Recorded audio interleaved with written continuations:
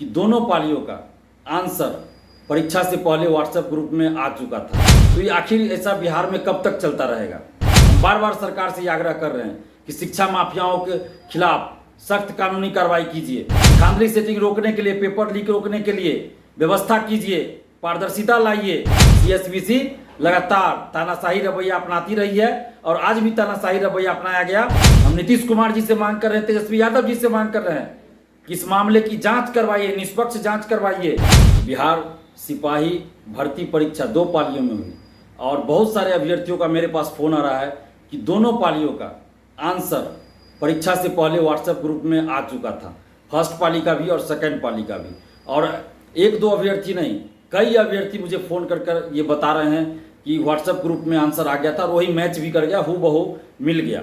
तो ये आखिर ऐसा बिहार में कब तक चलता रहेगा? कब तक आखिर ऐसा होता रहेगा कि बिहार के नौजवानों के साथ, बिहार के युवाओं के साथ इस तरह से शिक्षा माफियाओं द्वारा खेल खेला जाएगा, उनके सपनों को कुचला जाएगा? हम बार बार सरकार से ये आग्रह कर रहे हैं कि शिक्षा माफियाओं के खिलाफ सख्त कानूनी कार्रवाई कीजिए, एक सख्त कानून बनाइए। अभी बिहार पुलिस ने हालांकि 4-5 दिन से छापामारी करके बहुत सारे शिक्षा माफियाओं को गिरफ्तार भी किया था, लेकिन इसके बावजूद भी शिक्षा माफिया सेंध लगाने में कामयाब हो गए। सीएसबीसी इस सारे मामलों में आप देखिए तो सीएसबीसी संदेह के घेरे में है। आखिर सीएसबीसी के द्वारा धांधली सेटिंग रोकने के लिए कोई कदम क्यों नहीं उठाया जाता है? हम पहले से ही बोल रहे थे, जब ये वैकेंसी आई थी उस समय हमने प्रेस कॉन्फ्रेंस करके कहा था। सीएसबीसी ऑफिस भी 3 बार हम गए और बार बार हम ये आग्रह कर रहे थे कि धांधली सेटिंग रोकने के लिए, पेपर लीक रोकने के लिए व्यवस्था कीजिए, पारदर्शिता लाइए। लेकिन सीएसबीसी ने अपनी मनमानी से पीछे हटने का कोई सवाल ही नहीं कि वो अपनी मनमानी से पीछे हट जाए। सीएसबीसी लगातार तानाशाही रवैया अपनाती रही है और आज भी तानाशाही रवैया अपनाया गया। और हम लोग बार बार ये मांग कर रहे थे कि गृह जिला में सेंटर नहीं दीजिए, क्योंकि गृह जिला में सेंटर देने से ज़्यादा धांधली सेटिंग होता है। फिर भी सीएसबीसी ने गृह जिला में सेंटर दिया और आज उसका कुपरिणाम देखिए। वॉकी टॉकी, ब्लूटूथ, ये ऐसे वाले तो बहुत सारे लोग पकड़े भी गए। पता नहीं बहुत सारे लोग उस तरीके से भी धांधली सेटिंग किए होंगे। लेकिन आज जो आंसर वायरल की बात है कि व्हाट्सएप ग्रुप में आया था, वो भी 90 क्वेश्चन का। अब आप सोचिए कि ये किस तरह की परीक्षा हो रही है। अभ्यर्थियों द्वारा मुझे ये बताया जा रहा है, बहुत सारे अभ्यर्थियों ने फोन करके बताया है कि व्हाट्सएप ग्रुप में आंसर पहले ही आ गया था। परीक्षा के बाद वो कंफर्म बता रहे हैं। परीक्षा के बाद हमें फोन किए, फर्स्ट शिफ्ट के परीक्षा समाप्ति के बाद फर्स्ट शिफ्ट वालों ने फोन किया, सेकंड शिफ्ट की परीक्षा समाप्ति के बाद सेकंड शिफ्ट वालों, बहुत सारे अभ्यर्थियों ने हमें फोन करके बताया है। हमारे पास इतना फोन आ रहा है कि हम एक फोन रिसीव कर रहे हैं, तब तक हमें पता चला बात कर रहे हैं, 30-35 सेकंड भी बात नहीं हुआ, 5-6 कॉल और आ गया। तो हम सभी लोगों का फोन भी रिसीव नहीं कर पा रहे हैं। तो ऐसी परीक्षा का क्या औचित्य है? हम सरकार से पूछना चाहते हैं, हम सीएसबीसी से पूछ रहे हैं कि ऐसी परीक्षा का क्या औचित्य है, क्या मतलब है जिसका पेपर लीक हो जाए, आंसर वायरल हो जाए, जिसमें कोई पारदर्शिता ना हो, जिसमें कोई चेकिंग ना हो धांधली सेटिंग रोकने के लिए। ये किस तरह की परीक्षा हो रही है बिहार में? कल ही बीपीएससी के द्वारा सिविल सेवा की परीक्षा हुई 69th की। हम खुद बीपीएससी ऑफिस गए थे और वहां से हम देखे थे कि किस तरह से परीक्षा हो रही है पूरे बिहार में।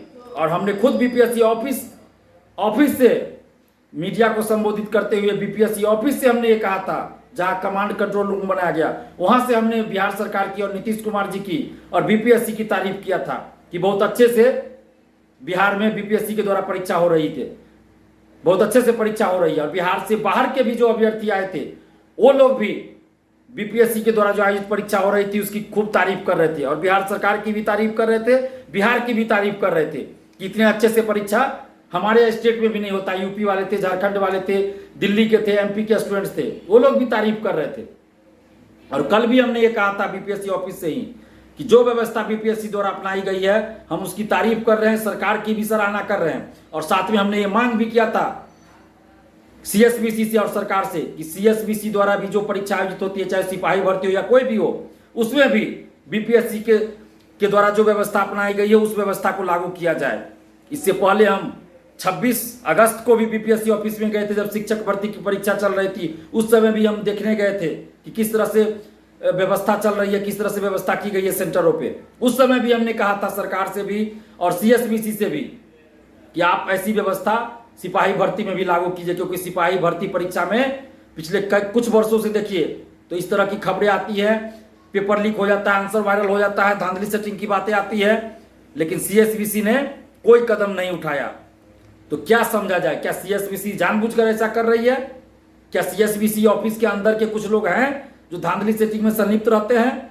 सरकार से हम मांग कर रहे हैं, हम नीतीश कुमार जी से मांग कर रहे हैं, तेजस्वी यादव जी से मांग कर रहे हैं कि इस मामले की जांच करवाइए, निष्पक्ष जांच करवाइए। और ये छोटी मोटी घटना नहीं है। इस सिपाही भर्ती में हर बार क्यों आंसर वायरल हो जाता है? ये कैसी परीक्षा हो रही है? तो इसकी जांच करवाइए। और जो भी इसमें शिक्षा माफिया हो, जो भी कोई हो, चाहे वो कोचिंग संचालक हो, शिक्षक हो, नेता हो, मंत्री हो, अधिकारी हो, बड़ा से बड़ा अधिकारी क्यों ना, उन पर सख्त कानूनी कार्रवाई कीजिए। हर जिले में शिक्षा माफिया सक्रिय है। आज गरीब का बच्चा, गरीब का बेटा बेटी कहाँ जाए? सिपाही भर्ती के लिए कौन फॉर्म भरते हैं? रिक्शा चालक, ठेला चालक, बालू ढोने वाले, गिट्टी ढोने वाले, मजदूर तबके के गरीब गुरबे के बच्चे भरते हैं फॉर्म। और उस परीक्षा का ये हाल है। सरकार अच्छा काम करती है तो दिलीप कुमार तारीफ भी करता है, डंके की चोट पे तारीफ करता है। हम किसी से डरते नहीं है, ना ही किसी पार्टी से हमारा कोई संबंध है। कल ही बीपीएससी के द्वारा परीक्षा हुई तो हमने उसकी तारीफ की, नीतीश कुमार जी की तारीफ किया, बिहार सरकार की तारीफ किया कि अच्छा से एग्जाम हुआ। लेकिन आज जब सीएसबीसी द्वारा सिपाही भर्ती की परीक्षा हुई तो उसमें गड़बड़ी ही गड़बड़ी नजर आ रही है, आंसर वायरल की बातें सामने आ रही है।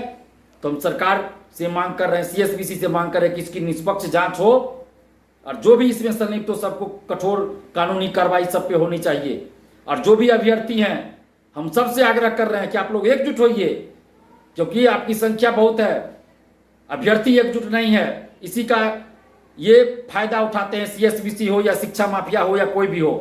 अगर हम लोग एकजुट हो जाएंगे ना, अगर बिहार के सभी अभ्यर्थी, सभी स्टूडेंट्स एकजुट हो जाएंगे तो किसी शिक्षा माफिया की कुछ नहीं चलेगी।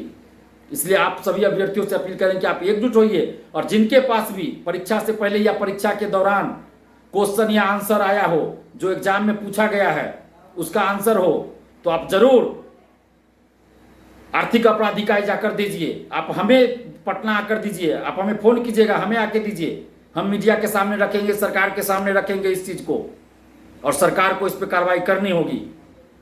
हम अंत में फिर से सरकार से मांग कर रहे हैं, और खासकर बिहार के मुख्यमंत्री नीतीश कुमार जी से मांग कर रहे हैं कि आप जांच करवाइए कि क्या सीएसबीसी ऑफिस के अंदर के भी कुछ लोग शामिल है ऐसे मामलों में। क्योंकि हर बार सिपाही भर्ती परीक्षा का पेपर लीक हो जाता है, आंसर वायरल हो जाता है। तो इसकी जांच होनी चाहिए कि कौन कौन लोग है, वो कौन है वो लोग जो सेंधमारी कर लेते हैं सिपाही भर्ती परीक्षा में, हर बार क्यों आंसर वायरल हो जाता है। इसकी जांच करवाइए नीतीश कुमार जी।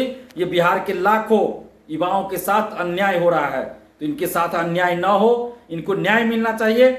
इसलिए इसकी जांच होनी चाहिए कि कौन लोग है वो शिक्षा माफिया, कौन है वो अधिकारी, कौन है वो कर्मचारी, या कौन है वो और शिक्षा माफिया जो सेंधमारी कर देता है और आंसर वायरल हो जाता है, क्वेश्चन आउट करा लेता है, पेपर लीक करा लेता है।